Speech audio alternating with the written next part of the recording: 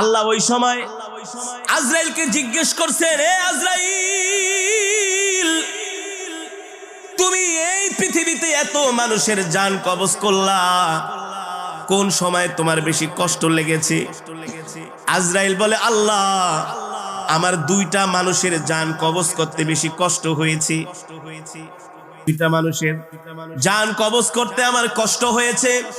হায়াতুল হায়াওয়ানের মধ্যে এসেছে, আল বিদায়া ওয়ান নিহায়ার মধ্যে এসেছে। আজরাইল বলে, আমার দুইটা মানুষের জান কবজ করতে সবচেয়ে বেশি কষ্ট হয়েছে।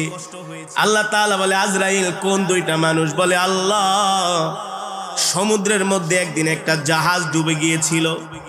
ওই জাহাজের মধ্যে একজন গর্ভবতী মহিলা ছিল, সে ছিল প্রেগন্যান্ট। যখন সমুদ্রের মধ্যে জাহাজটা ডুবে গেল, নদীর তরঙ্গমালা ঢেউগুলো জাহাজটা